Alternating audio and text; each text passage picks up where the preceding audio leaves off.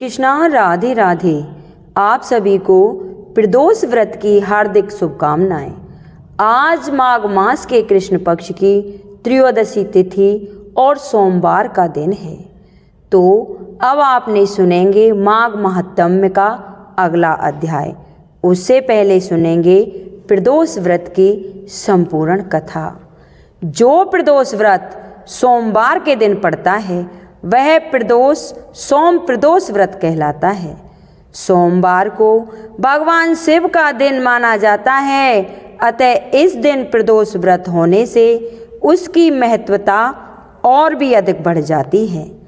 तो सभी माता बहनों से अनुरोध है कि कथा शुरू करने से पहले कमेंट बॉक्स में ओम नमः शिवाय हर हर महादेव जरूर लिखना।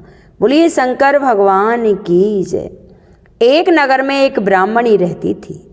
उसके पति का स्वर्गवास हो गया था।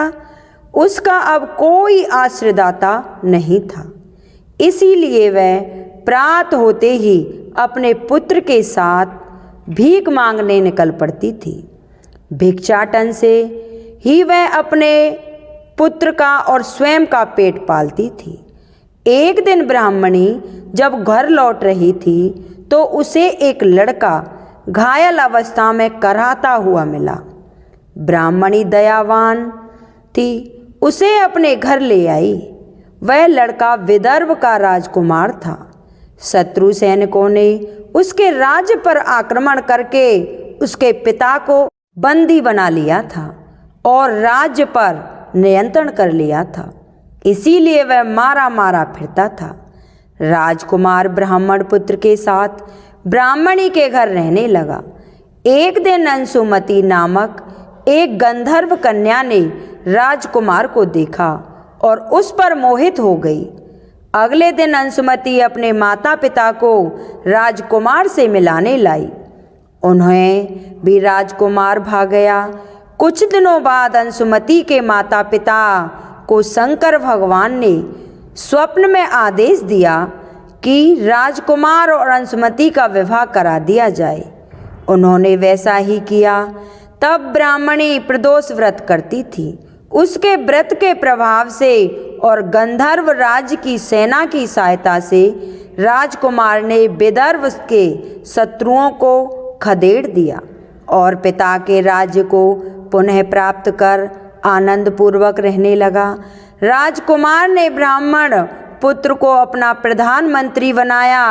ब्राह्मणी के प्रदोष व्रत के महात्म्य से जैसे राजकुमार और ब्राह्मण पुत्र के दिन फिरे, वैसे ही शंकर भगवान अपने अन्य सभी भक्तों पर भी दया करना और उनकी सभी मनोकामना पूर्ण करना। बोलो शंकर भगवान की जय। सुनेंगे माघ महात्म्य। बोलो विष्णु भगवान की जय। श्री सूत जी ने कहा, हे ऋषियों, तदनंतर महर्षि वशिष्ठ राजा दिलीप से बोले, हे राजन, माघ मास की महिमा अपरंपार है। माघ मास में स्नान पवित्र यज्ञों के समान सर्वश्रेष्ठ है। अनेकों अनेक दानों व शुभ कार्यों का फल माघ स्नान से तुरंत प्राप्त हो जाता है। माघ मास में स्नान, ध्यान व दान से सद्गति प्राप्त होती है।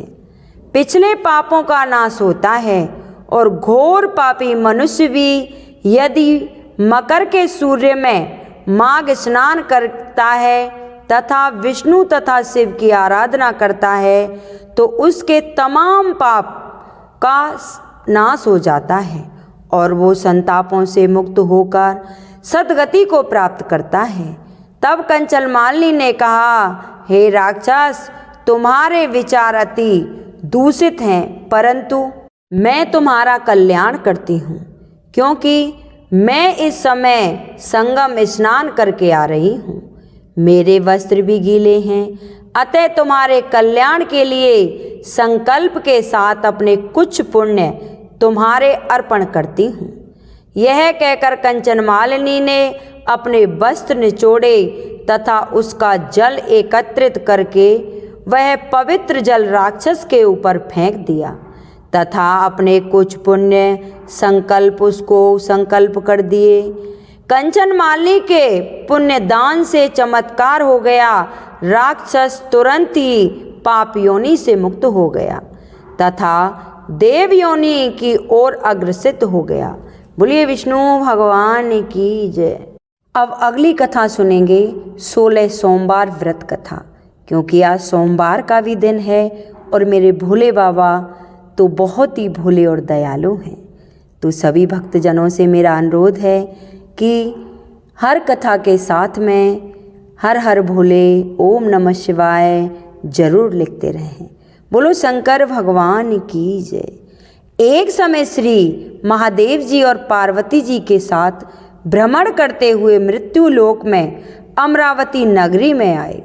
वहाँ के राजा ने शिव मंदिर बनवाया था, जो कि अत्यंत भव्य एवं रमणीक तथा मन को शांति पहुँचाने वाला था। भ्रमण करते करते शिव पार्वती भी वहाँ ठहर गए। पार्वती जी ने कहा, हे नाथ, आओ आज इसी स्थान पर चौसर खेलेंगे। खेल प्रारंभ हुआ। शिव जी कहने लगे, मैं जीतूंगी। इस प्रकार उनकी आपस में वार्तालाप होने लगी। उस समय पुजारी जी पूजा करने आए। तब पार्वती जी ने पूछा, हे पुजारी जी, आप बताएं कि हम में से कौन जीतेगा। पुजारी जी बोले, इस खेल में महादेव जी के समान कोई दूसरा पारंगत नहीं हो सकता, इसलिए महादेव जी ही यह बाजी जीतेंगे। परंतु हुआ उल्टा, जीत पार्वती जी की हो गई। अतः पार्वती जी पुजारी को कोढ़ी होने का श्राप दे दिया कि तूने मिथ्या भाषण किया है। अब तो पुजारी कोढ़ी हो गया। शिव पार्वती जी दोनों वापस चले गए। कुछ समय पश्चात वहाँ अप्सराएं पूजा करने आईं। अप्सराओं ने पुजारी के उसके कोढ़ी का कारण पूछा। पुजारी ने सब बातें बता दी। अप्सराएं कहने लगी, पुजारी जी, आप 16 सोमवार का व्रत करें तो शिव जी प्रसन्न होकर आपका संकट दूर करेंगे। पुजारी जी ने अप्सराओं से व्रत की विधि पूछी। अप्सराओं ने व्रत करने और व्रत के उद्यापन करने की संपूर्ण विधि बता दी। पुजारी ने विधि पूर्वक श्रद्धा भाव से व्रत प्रारंभ किया और अंत में व्रत का उद्यापन भी किया। व्रत के प्रभाव से पुजारी जी रोग मुक्त हो गए। कुछ दिनों बाद शंकर भगवान और पार्वती जी पुनः उस मंदिर में आए तो पुजारी जी को रोग मुक्त देखकर पार्वती जी ने पूछा, मेरे दिए हुए श्राप से मुक्ति पाने का तुमने कौन सा उपाय किया। तब पुजारी जी कहने लगे, हे माता, अप्सराओं द्वारा बताए गए 16 सोमवार के व्रत करने से मेरा यह कष्ट दूर हुआ है। तब पार्वती जी ने भी 16 सोमवार का व्रत किया, जिससे उनके रूठे हुए कार्तिकेय भी अपनी माता से प्रसन्न होकर आज्ञाकारी हुए। कार्तिकेय ने पूछा, हे माता, क्या कारण है कि मेरा मन सदा आपके चरणों में लगा रहता है। तब पार्वती जी ने कार्तिकेय को 16 सोमवार के व्रत का महात्म्य तथा विधि बताई। तब कार्तिकेय जी ने भी इस व्रत को किया तो उनका बिछड़ा हुआ मित्र मिल गया। अब मित्र ने भी इस व्रत को अपने विवाह होने की इच्छा से किया। फलतः वह विदेश गया। वहाँ के राजा की कन्या का स्वयंवर था। राजा ने प्रण किया था कि हथनी जिस व्यक्ति के गले में वरमाला डाल देगी, उसी के साथ राजकुमारी का विवाह करूँगा। यह ब्राह्मण मित्र भी स्वयंवर देखने की इच्छा से वहाँ एक ओर जाकर बैठ गया। हथनी ने इसी ब्राह्मण मित्र को माला पहनाई तो राजा ने बड़ी धूमधाम से अपनी राजकुमारी का विवाह उसके साथ कर दिया। तत्पश्चात दोनों सुखपूर्वक रहने लगे। एक दिन राजकन्या ने पूछा, हे नाथ, आपने कौन सा पुण्य किया जिससे हथनी ने आपके गले में ही वरमाला पहनाई। तब ब्राह्मण पति ने कहा, मैंने कार्तिकेय जी द्वारा बताए अनुसार 16 सोमवार का व्रत विधि पूर्वक विधि विधान सहित श्रद्धा भक्ति से किया, जिसके फल के कारण मुझे तुम्हारी जैसी सौभाग्यवती पत्नी मिली। अब तो राजकन्या ने भी सत्य पुत्र प्राप्ति के लिए व्रत किया और सर्वगुण संपन्न पुत्र प्राप्त किया। बड़े होकर पुत्र ने भी राज्य प्राप्ति की कामना से 16 सोमवार व्रत किया।